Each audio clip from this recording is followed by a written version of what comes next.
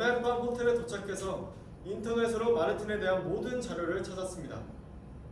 웹에 그의 이름이 나와있는 신문 기사부터 사회 포럼까지 수많은 링크가 있었죠. 또한 그의 사진도 있었습니다. 해변에서 찍은 사진이었어요. 얼마 후에 마르틴이 해변에 휴가를 갔을 때 찍은 사진이라고 알려졌습니다. 사진에서 둘은 웃고 있어요. 아버지와 아들. 보시다시피 마르틴은 아버지 어깨에 기대 그에게 키스를 하고 있습니다. 머리가 젖은 걸 보니 틀림없이 방금 물에서 나왔나봐요. 전 컴퓨터에서 이 사진을 열 때마다 두 가지 생각을 멈출 수가 없었습니다. 하나는 이 종속살에 대한 글을 쓰면서 언론이 하는 비꼬는 말에 대한 생각을 멈출 수 없었습니다. 그들은 아버지와 아들 사이에 다정함이 넘쳐나는 사진 한 장을 택해서 보여주는 데 집착하고 있었죠. 전 이 사진을 선택했다는 데 화가 났습니다. 어쩌면 선고 당일에 죄수가 법정을 들어가거나 나오는 그런 전형적인 사진을 보고 싶었는지도 모르겠습니다. 하지만 이런 미묘한 시점에 이렇게 둘이 나오는 이런 사진은 아니라고 생각합니다. 제가 생각을 멈출 수 없는 두 번째는 이 사진을 찍은 게 누군가에 대한 생각이었습니다. 물론 제게는 어머니에 대한 생각이 계속 맴돌았습니다. 마르틴과의 몇 차례 만남에서 우린 이 사진에 대한 이야기를 나눴습니다. 그때마다 이 사진을 누가 찍었는지에 대해 물어보려 했어요. 하지만 왠지 모르겠는데 한 번도 그걸 물어볼 용기가 나지 않았습니다. 마르틴이 그걸 말하고 싶지 않을 거라 생각하기도 했고요. 함께 이 사진에 대해 이야기를 나눌 때마다 마르틴이 제게 했던 유일한 말은 아버지의 뜨거운 피부 위로 젖은 머리에서 떨어지는 물방울에 대한 기억이 남아있다는 것이었어요. 뒤로 바다가 보여요. 둘이 해변에서 찍은 거예요? 이때가 몇 살이죠? 누구요? 마르틴이. 사진에서는 10살이에요. 아버지는요? 30살이요. 20살 때 마르틴이 나왔대요. 그 사람도 이 사진을 기억할까요? 그럼요. 당연히. 인상적이네요. 형제가 있어요? 아니요. 외아들이에요. 농구는 어때요? 좋아지고 있습니다. 매일 농구장에 가요? 아침마다 가요. 좋아요. 근데 공연 때 농구를 할 계획이세요? 모르겠어요. 어쩌면요. 농구를 좋아하세요? 저요? 아니요. 농구에 대해서는 전혀 몰라요. 사실 거의 몰라요.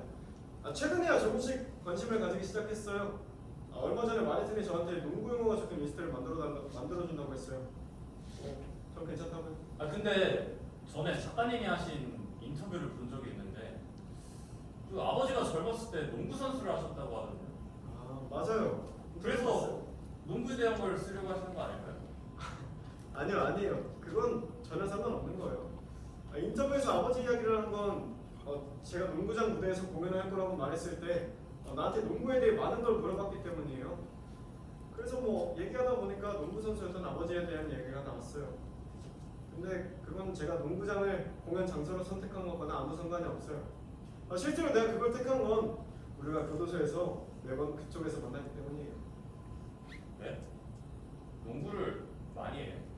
하루 종일이에요. 아마 그가 하는 유일한 일일 거예요. 혹시 살아요? 그럼요. 아주 잘해요. 저도 가는 거겠죠? 그죠? 어디요? 그가 있는 교도소야. 아니요. 지금 둘이 서로 하는 건 좋은 생각이 아닌 것 같아요. 예, 알 것 같아요. 그러니까 그쪽이 방문하는 게 어쩌면 그를 좀 더 혼란스럽게 하지 않을까 해요. 그는 아직 공연에 대해 완전히 이해하지 못해요. 배우가 하는 일이 뭔지 정확하게 몰라요. 머릿속에 모든 게 다 뒤섞였죠. 모방과 모사와 또 흉내내기에 대해서. 그러니까. 근데 저도 때로는 모든 게 다 뒤섞여버려요. 그럴 수 있어요. 하지만 그는 달라요. 그러니까 그대로 보여주는 것과 이 연극으로 보여주는 거의 차이를 잘 이해하지 못해요. 자신과 닮지도 않았고 개인적으로 알지도 못하면서 자기를 연기하는 게 어떻게 가능한지 내가 물었어요. 이 모방과 대상 사이의 거리에 대한 인식이 없어요. 그러니까 이해하는 게 항상 쉬운 것만은 아니네요. 뭐 그렇게 생각해요? 아니 제가 어떻게 알겠습니까? 나한테 그건 분명한 차이예요. 우리 작업의 기본과도 같은 거죠. 뭐 여기서 일어나는 모든 것처럼 말이에요. 거리를 둔다고요? 네. 저는 사실 그 거리가 예술을 항상 현실보다 더 우월하게 만든다고 생각해요. 그건 잘 모르겠는데. 나는 그렇다고 믿어요. 절대적으로 그래요. 잘 모르긴 해도 솔직히 말씀드리면 저는 그렇게 생각하진 않아요. 그럴 수 있어요. 사람마다 생각은 다 다른 거니까. 그런데 텍스트는 그러니까 아직 쓰고 계신 거죠? 네, 조금씩. 그와 만난 다음에 조금씩 써나가시는 건가요? 그쪽이랑 만난 다음에도 그래요. 아 그래요? 날마다 이렇게 첨가해가면서 쓰세요? 뭐 지금 소재를 찾아가고 있거든요. 내가 찾아낸 모든 것들이요. 그리고 나중에 그걸 어떻게 정리할지 생각하죠. 그럼 머릿속에 떠오르는 모든 것들을 모으시겠네요. 아니요, 모두는 아니에요. 관련성 있을 수 있는 것들, 모든 것들을 이런저런 방법으로 합쳐가고 있어요.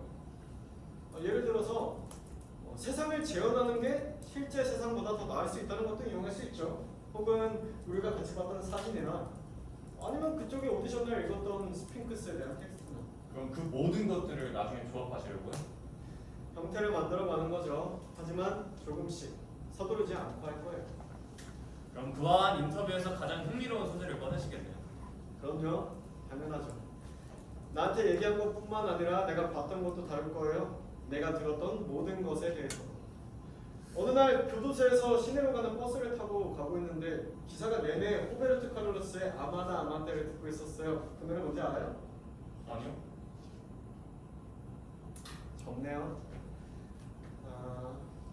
아마다 아만떼 아마다 아만떼. 와 몰라요. 나도 잘 몰라요. 뭐 아무튼 계속 그 노래 들어서 그런지 그 노래가 계속 맴돌았어요. 그래서 어디선가 그 노래를 이용할 수도 있겠다고 생각했죠. 어디선가 반드시 이걸 이용할 것 같긴 해요. 우리 어쩌면 해변에서 찍은 사진에서부터 작업을 시작할 수 있을 것 같은데. 네 알겠습니다. 해변에서 찍은 사진이요. 네.